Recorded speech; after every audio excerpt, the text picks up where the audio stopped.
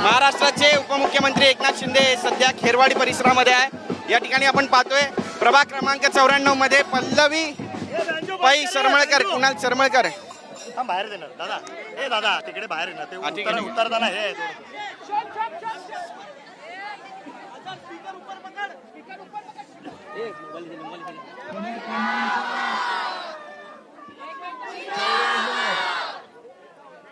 शिवसेना भाजपा आरपीआयच्या उमेदवार पल्लवीताई सरमळकर या आपल्या उमेदवार आहेत। त्यांची निशाणी काय काय निशाणी आहे? 15 तारखेला काय करणार? 2 नंबर बटन आहे, पण मतपेटीत पहिला नंबर पाहिजे, बरोबर? मी नेहमी सांगतो, ज्याच्या मागे महिला त्याचा मतपेटीत नंबर पहिला। आणि उमेदवार पण आपली लाडकी बहीण आहे। लाडक्या बहिणी इकडे आहेत। मुख्यमंत्री असताना लाडकी बहीण योजना चालू केली ना, आता सगळे विरोधक म्हणतात 2 महिन्याचे पैसे देऊ नका म्हणतात। पैसे आले की नाही? आणि तुम्हाला मी सांगतो, तेव्हा पण यांनी विरोध केला, कोर्टात गेले, पण लाडक्या बहिणीने असाच चपराक दिली त्यांना की घरातच बसून टाकलं। आणि मी आता सांगतो, कुणी माईकाला आला तरी लाडकी बहीण योजना कधीही बंद होणार नाही, कधीही बंद होणार नाही।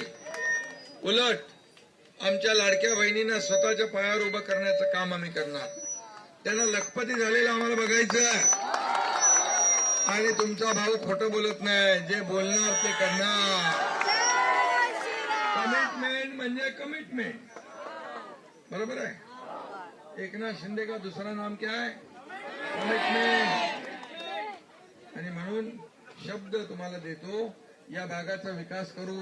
इथं आपल्या डिफेन्सच्या जागेवर जी घरं आहेत त्याचा पुनर्विकास होत नाही ना, तर संरक्षण विभागाचे मंत्री राजनाथ सिंग साहेब आहेत, त्यांच्याशी आपण बोलू, चर्चा करू केंद्राशी। आणि रेल्वेचा जसा विषय आहे, रेल्वेच्या जागेवर काही घरं आहेत त्यांचाही पुनर्विकास होत नाही, त्यामुळे या बाबतीमध्ये चर्चा करून राज्य सरकार आणि केंद्र सरकार महायुतीच आहे, त्यामुळे घरांचा विषय जो आहे आपण निकालात काढू। या बाबतीमध्ये मी स्वतः पाठपुरावा करेन, मुख्यमंत्री महोदय आणि आम्ही दोघंही मिळून पाठपुरावा करू आणि याला न्याय करू। शिवालिकचा प्रकल्प रखडलेला आहे, किती 18 वर्ष। आता तुम्हाला मी सांगतो, जसं रमाबाई आंबेडकर नगर केलं ना आपण 17,000 घरांचं, तसं तुमचं देखील आपण करू। आणि जेवीमध्ये आपण तिकडे MMRDA घेतलाय, इकडे देखील आपल्याला MMRDA ला घेता येईल। आणि SRA आणि MMRDA मिळून तुमच्या किती घर आहेत?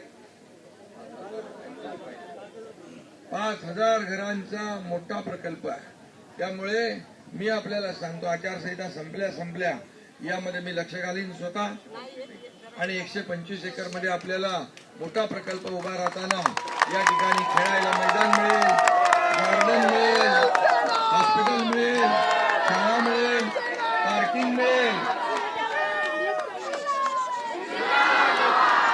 एक्सीलेटर लेफ्ट वो भी दे देंगे, कोई चिंता नहीं, वो छोटी बात है।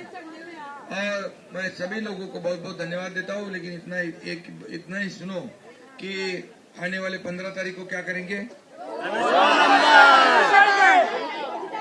पक्का? आपका सब काम मैं पक्का करूंगा। धन्यवाद। जय हिंद, जय भारत।